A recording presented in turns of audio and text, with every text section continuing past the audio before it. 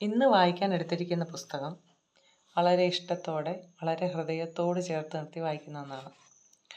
കേരളം കണ്ടിട്ടുള്ള ഏറ്റവും മഹാനായ, കേരളത്തിൻ്റെ ആദ്യത്തെ മുഖ്യമന്ത്രിയായ സഖാവ് EMS നമ്പൂതിരിപ്പാടിനെ കുറിച്ചുള്ള അദ്ദേഹത്തിൻ്റെ മകൾ EM രാധയുടെ ഓർമ്മകളാണ് ഇന്നത്തെ പുസ്തകം. 33 ഭാഗങ്ങളായിട്ടാണ് ഈ പുസ്തകത്തിൽ സഖാവ് EMS നമ്പൂതിരിപ്പാടിനെ വരച്ചു ചേർത്തിരിക്കുന്നത്. അദ്ദേഹത്തിൻ്റെ മകളുടെ 4 വയസ്സ് മുതലുള്ള ഓർമ്മകളാണ് ഈ പുസ്തകം എന്ന് പറയുന്നത്. ഏലംകുളത്തേക്കുള്ള യാത്രകൾ. കർക്കിടക മാസത്തിലെ ഒരു മഴ ദിവസമായിരുന്നു അന്ന്. ധാരമുറിയാതെ പെയ്യുന്ന മഴ. ഇല്ലത്തേക്കുള്ള ചെമ്മൺപാത തകർന്ന് ദുർഘടമായി തീർന്നതിനാൽ ഞങ്ങൾ പുഴ കടന്നു പോകാൻ തീരുമാനിച്ചു. നിറഞ്ഞൊഴുകുന്ന കുന്തിപ്പുഴ അകലെ നിന്നേ കാണാം. കാട്ടുപാറയിൽ കാർ നിർത്തിയിട്ട് ഞങ്ങൾ ഇറങ്ങി കടവിലേക്ക് നടന്നു. ഞാൻ, അച്ഛൻ, അമ്മ, അനിയേട്ടൻ, ശശി. കാവി പുതച്ച സന്യാസിനിയെപ്പോലെ കലങ്ങിയ നിള നിശബ്ദമായി ഒഴുകുകയാണ്. തോണിയിൽ അച്ഛൻ്റെ കുടക്കീഴിൽ ഞങ്ങൾ 4 പേരും ചേർന്ന് നിന്നു. അച്ഛൻ്റെ അരയിൽ ചുറ്റിപ്പിടിച്ച് ഞാൻ അക്കരയിലേക്ക് നോക്കി. കോടക്കാർ മൂടിക്കിടക്കും പോലെ കര അവ്യക്തമാണ്. സാവകാശം നീങ്ങിയ തോണി പുഴയുടെ നടുവിലെത്തിയപ്പോൾ ഇരുകരകളും കാണാമറയത്തായി. ഈ പുഴയ്ക്ക് അവസാനമില്ലേ? എനിക്ക് വല്ലാത്ത പേടി തോന്നി. ആരും ഒന്നും മിണ്ടുന്നില്ല.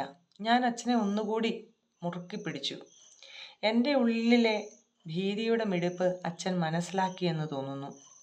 ഒരു കൈകൊണ്ട് അച്ഛൻ അപ്പോൾ എന്നെ ചേർത്തു പിടിച്ചു. സുരക്ഷിതത്വത്തിൻ്റെ ആ കനത്ത കോട്ടയ്ക്കുള്ളിൽ എല്ലാ പേടിയും മറന്ന് ഞാൻ തോണിയാത്രയുടെ രസം ആസ്വദിച്ചു.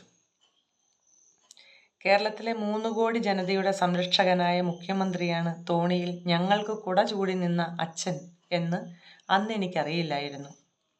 ജീവിതത്തിൽ കിട്ടിയ അപൂർവ വേളകളിലൊന്നായിരുന്നു ആ യാത്ര. വല്യച്ഛന് സുഖമില്ലാതായതറിഞ്ഞ് പെട്ടെന്ന് പുറപ്പെട്ടതാണ്. ഇങ്ങനെ വല്ലപ്പോഴും മാത്രമേ ഏലംകുളത്തേക്കുള്ള യാത്ര തരപ്പെടാറുള്ളൂ. ഉത്സവത്തിന് പോകുന്ന പ്രതീതിയായിരിക്കും ഞങ്ങൾക്കന്ന്. മറ്റു കുട്ടികളുടെ അച്ഛന്മാരെ പോലെ മക്കളെ ആഘോഷങ്ങൾക്ക് കൊണ്ടുപോകാൻ ഈ അച്ഛന് സമയമുണ്ടായിരുന്നില്ലല്ലോ. അതുകൊണ്ടാവും. ഏലംകുളം മനയും അവിടുത്തെ കാവും കുളവും നിളാതീരത്തെ പഞ്ചാര മണലുമൊക്കെ കുട്ടിക്കാലത്തെ എൻ്റെ ഉത്സവ കാഴ്ചകളായത്. ചെറുകര റെയിൽവേ സ്റ്റേഷനടുത്തായി കുന്തിപ്പുഴയുടെ തീരത്താണ് അച്ഛൻ ജനിച്ചു വളർന്ന മന. ഭാരതപ്പുഴയുടെ കൈവഴിയായ കുന്തിപ്പുഴയുടെ വടക്കുള്ള പുലാമന്തോളിനടുത്താണ് ഏലംകുളം അംശത്തിൽപ്പെട്ട ഏലംകുളം ദേശത്തുള്ള ഏലംകുളം മന. ഒരു ഭാഗത്ത് താനൂർ വരെയും മറുവശത്ത് പറളി വരെയും നിലമ്പൂരിനടുത്ത് കരുവാരക്കുണ്ട് വരെയും വ്യാപിച്ചു കിടന്ന ആ ഭൂമിയുടെ സ്ഥിരാകേന്ദ്രമായിരുന്നു ഇല്ലം. 8 രീതിയിലുള്ളതാണ് ഇല്ലം. ഏലംകുളം മനയുടെ കനത്ത ചുവരുകളിലും ചുറ്റുവട്ടത്തുമൊക്കെ പഴയ ജന്മിത്തത്തിൻ്റെയും നാടുവാഴിത്തത്തിൻ്റെയും നിഴലുകൾ ഇന്നുമുണ്ട്. സ്ത്രീകൾക്കും പുരുഷന്മാർക്കും താമസിക്കാൻ വെവ്വേറെ കെട്ടിട സമുച്ചയങ്ങൾ. ഈ കെട്ടിടങ്ങളെ ബന്ധിപ്പിക്കുന്ന വിശാലമായ നടുമുറ്റം.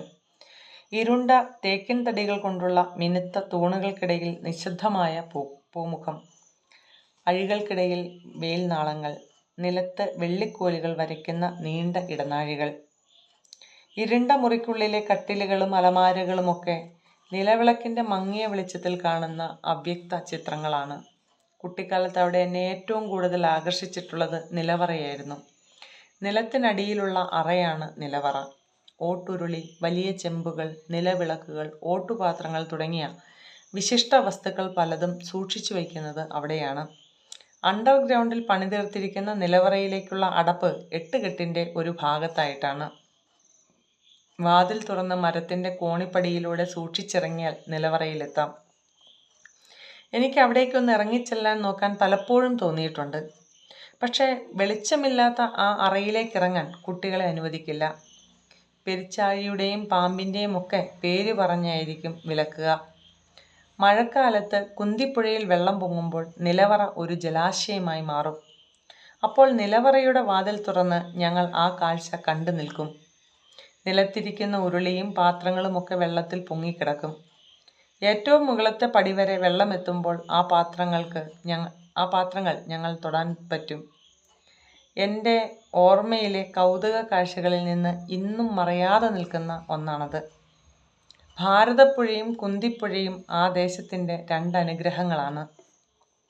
പച്ചപ്പിൻ്റെ ഐശ്വര്യം തുടിക്കുന്ന ആ ഭൂമികയും അവിടുത്തെ മനുഷ്യരുമായും ഈ പുഴകൾക്കുള്ള ബന്ധത്തിന് നിർവചനങ്ങളില്ല. വള്ളത്തോൾ, പി. കുഞ്ഞിരാമൻ നായർ, ഇടശ്ശേരി, എം.പി. ശങ്കുണ്ണി നായർ, എം.ടി. അങ്ങനെ എത്രയോ സാഹിത്യ പ്രതിഭകളെ വാർത്തെടുത്ത മണ്ണ്. കേരളത്തിൻ്റെ തനത് കലാരൂപങ്ങളിൽ മിക്കതും ജന്മം കൊണ്ട മണ്ണ്. ഇന്ന് ഭാരതപ്പുഴ ഇവിടെയുള്ളവരുടെ വികാരമാണ്. ഇല്ലത്തിൻ്റെ മുകളിലെ നിലയിലിരുന്നാൽ ഭാരതപ്പുഴയുടെ വിശാലമായ മണപ്പുറം കാണാം. മുമ്പൊക്കെ അവിടെ കുട്ടികൾ കുട്ടിയും കോലും കളിക്കുന്നത് കണ്ടിട്ടുണ്ട്. ഇന്നിപ്പോൾ വേനൽക്കാലമായാൽ ക്രിക്കറ്റ് കളിയായി. കൂടാതെ മണൽ കയറ്റാൻ ക്യൂ നിൽക്കുന്ന ലോറികളുടെ നീണ്ട നിര എന്ന നടുക്കുന്ന കാഴ്ചയും. ഋതുഭേദങ്ങൾക്കനുസരിച്ച് പുഴയുടെ ഭാവം മാറും.